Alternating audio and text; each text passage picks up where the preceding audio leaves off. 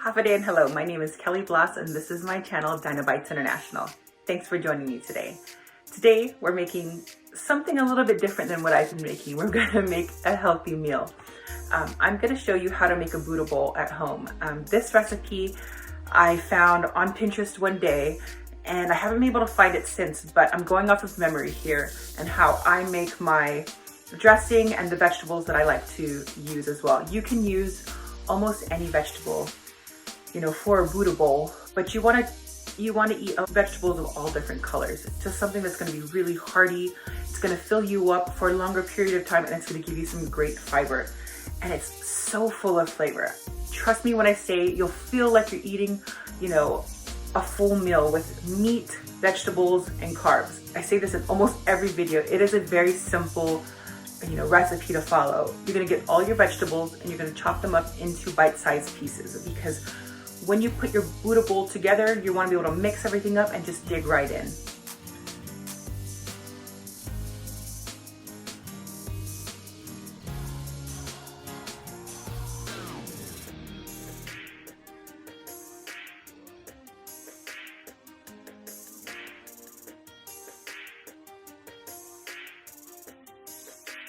You're going to peel your beets and clean them, and then chop them up into bite-sized pieces.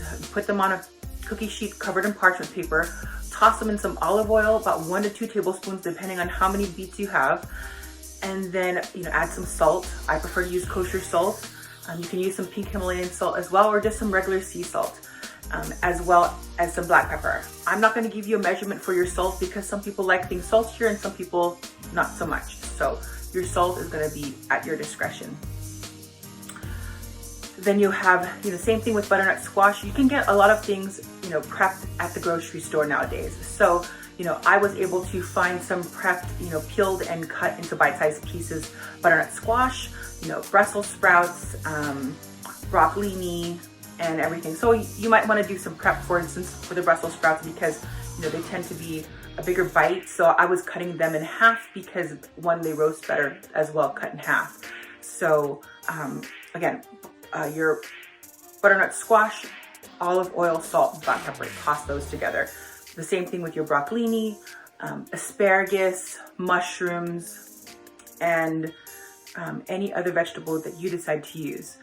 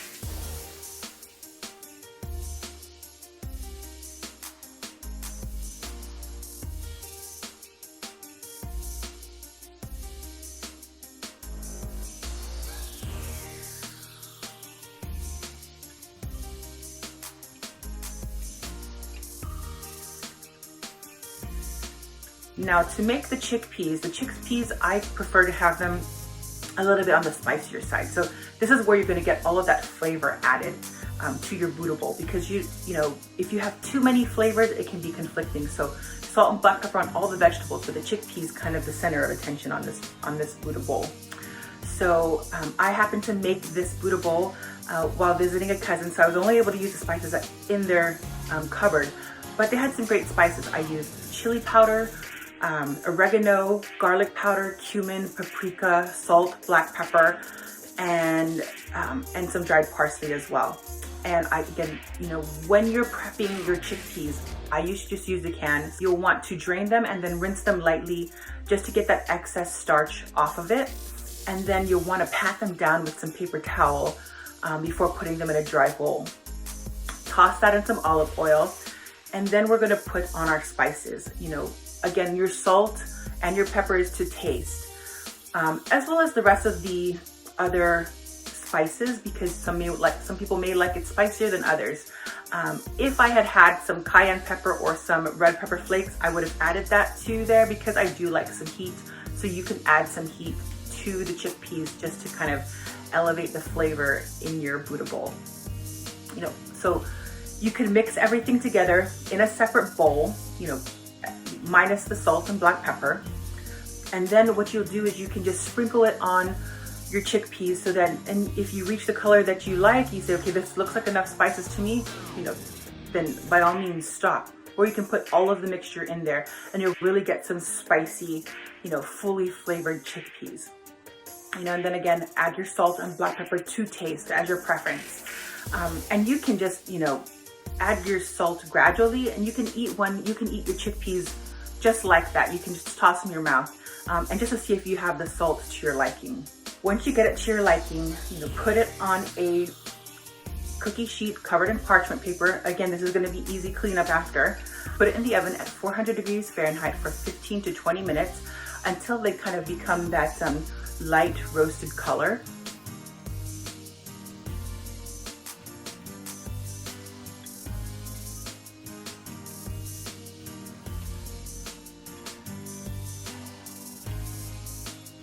So to make the dressing for the Buddha bowl, you'll need tahini, lemon zest, maple syrup, salt, black pepper, and grated garlic. You'll put the tahini in the bowl, and then with the maple syrup, lemon zest, grated garlic, salt, and black pepper, mix that together really well. The warm water is because when you add lemon to the tahini, for some reason it seizes and curdles. So, and it's just a chemical reaction between the two. But, fear not, fret not, it's all okay. The warm water needs to be added to the dressing to loosen it up. And you'll see as I mix it together, it becomes smooth and creamy. And it's just, it's really great. And it helps to dilute, the warm water also helps to dilute the flavors so that it's not overpowering any of the vegetables. It's really, really quite good.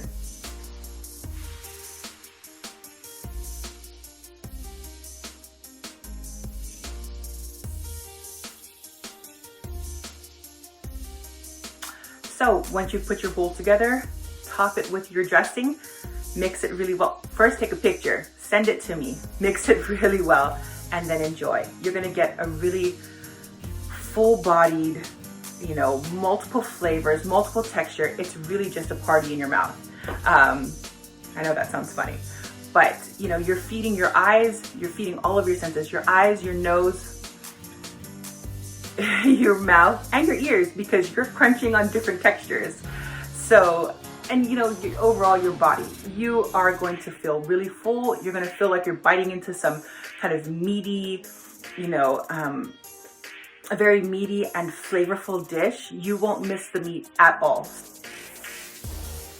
So this is a great substitute for meat, on a day that you just want to feel good about what you're eating, but you want to really enjoy it. This is what a Buddha bowl is. It's full of flavor, full of nutrients, and just overall goodness. So I really hope you like this recipe. If you do, click on the link below in the description for the recipe on my website.